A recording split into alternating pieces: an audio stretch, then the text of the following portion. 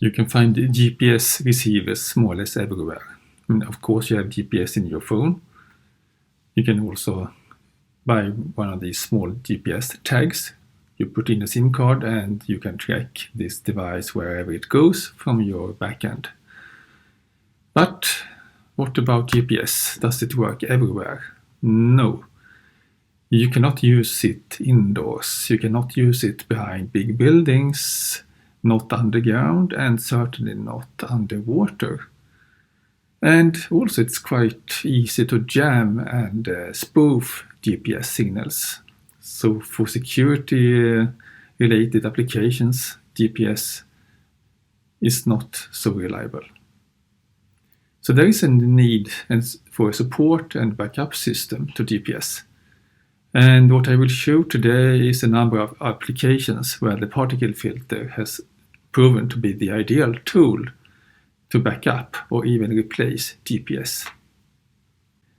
So the first example makes me really proud because I think this was the first real-time application of the particle filter ever in the world. So the theory was quite new. It was invented in 1993. And in 2001, we demonstrated this car navigation system that does not rely on GPS. So what you see to the right here is a map where we have initialized the particle filter uniformly based on DSM cell data. And now the key idea is that we can measure the wheel speed. And that can be used to compute the virtual speed and yaw rate, which we feed into an Odometric model. And the street map provides constraints in the particle filter that can be used to deduce where you actually are. So the particle filter takes care of all information in this case, as will be demonstrated later. But first, let's repeat the Odometric model we have seen a couple of times already. So you just sum up. So the new yaw angle is the previous one, plus the sampling time times the yaw rate. You indicate the position as the last position, plus the velocity times the cosine for psi and sine for psi for the y-coordinate. And we are also seeing that the wheel speeds on one axle can be used as a virtual sensor of speed, v, and yaw rate. And these two virtual measurements are seen as the input to the Odometric model. So you plug in the speed here and the yaw rate here. Load constraints do not fit the standard karma filter framework as a measurement equation directly. But there are three different alternatives how to use it. So one is as a virtual measurement. This is the most natural solution.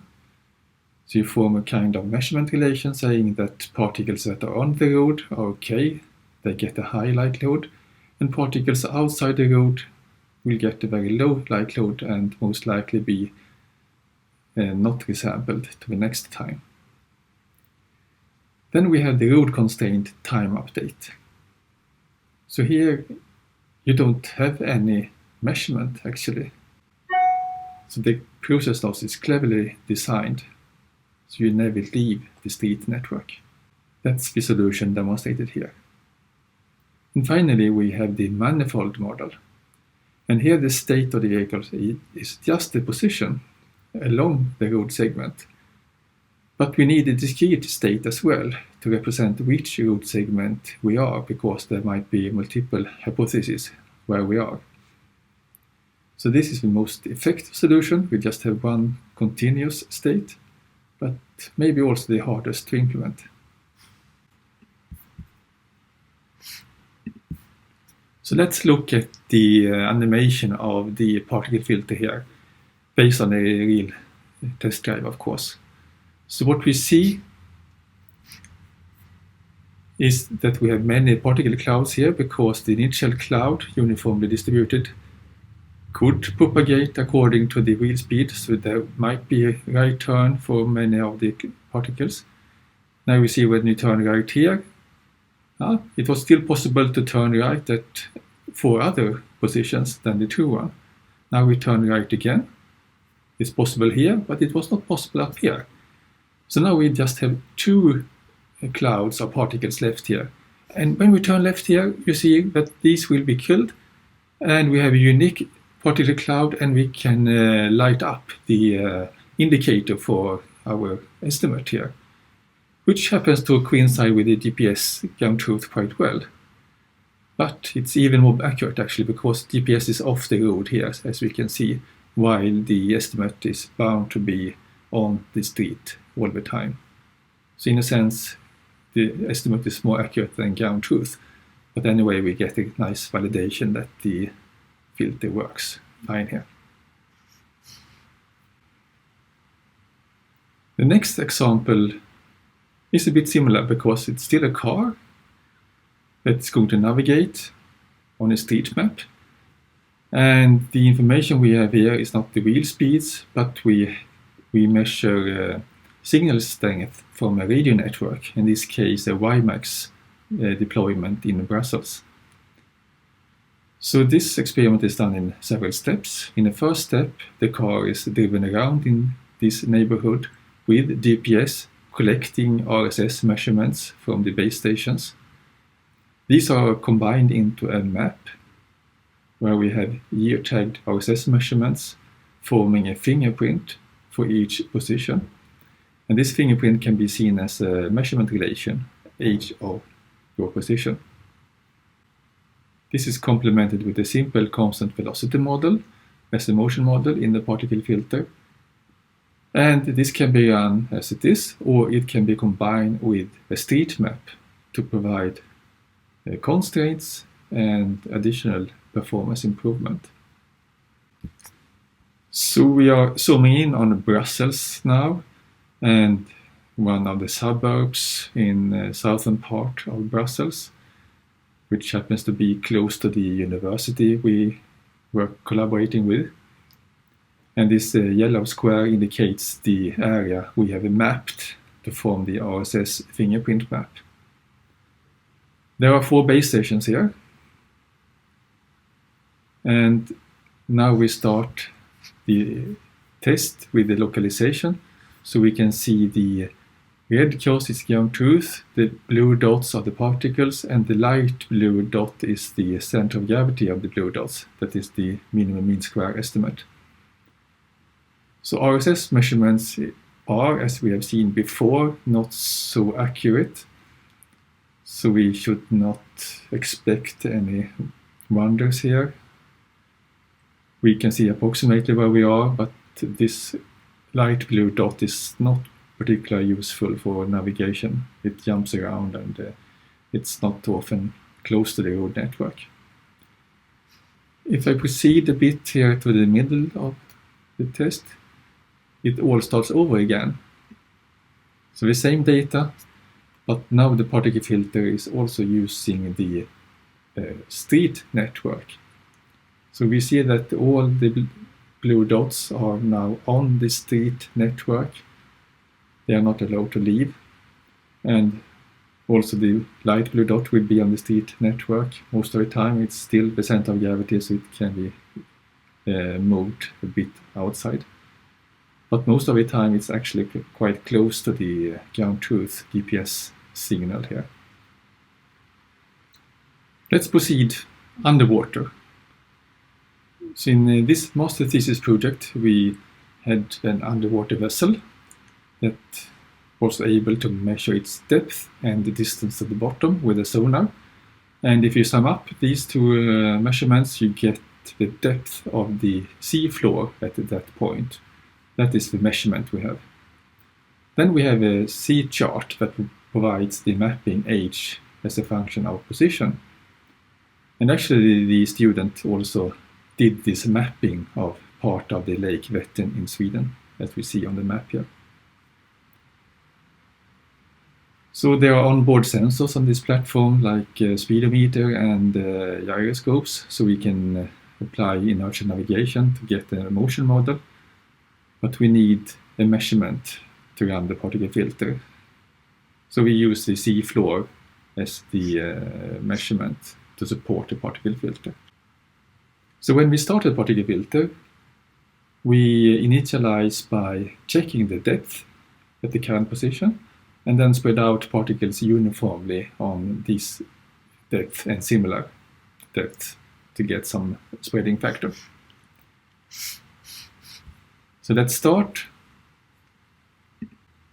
We note that the particles quickly come together in a smaller cloud, but still it's quite a big cloud compared to the position we are looking for. But check now what happens when we pass the ridge in the sea bottom here. So here it comes. Oh, check. We can see that the cloud is compressed in the direction of the ridge. So we get a lot of information in our longitudinal direction, but not so much in the lateral direction. But we still have the inertial navigation system, so we can get more information when we pass other ridges. So here comes another one, and we see how narrow the cloud becomes when we pass it. And we can get down to an accuracy in this direction here of some 10 meters, I think. If you stop here, you can see that there is a lot of information in the map in this area, and it's not unambiguous where the position is here, because we can see here that the cloud splits up into two, but after a while one disappears to the right of the map here, and we are back to one cloud again. So we stay on the water, not under the water, but on the water, and consider a surface navigation application. So we assume that the vessel has a radar, and we assume that we have some kind of map, like a sea chart, that provides the coastal line. So we can match the radar response from the coast with the map. So in this case, the shoreline is our measurement relation. The radar provides the distance to the shore, which we can compute with the map-based information, and in that way perform a measurement update in particle filter. The motion model can be an inertial navigation system if you know the speed and maybe the compass direction of the ship, or it can be a constant velocity model if we really want to make it simple. So what you will see in this animation, a pure simulation actually, is a lot of things.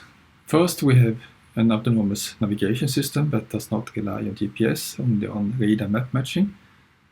So we will see a radar overlaid on the sea chart.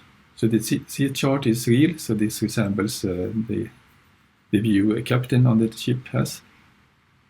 We will travel along the blue line here, that's given by our waypoint, so the autopilot will try to follow these line segments. There are two other vessels, one starting here, one starting here. The radar will also get a response from them. So it's a combined navigation and target tracking application. So the radar can be used for two different purposes here. So it's important to split up the measurements into what is a target and what is a stationary coast response. So let's start our journey.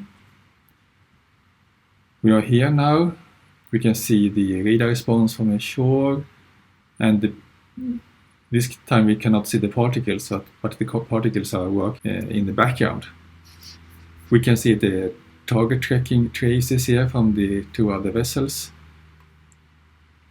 The third purpose of this animation was to implement a collision avoidance system. So now we can see that this ship is directed towards our journey here.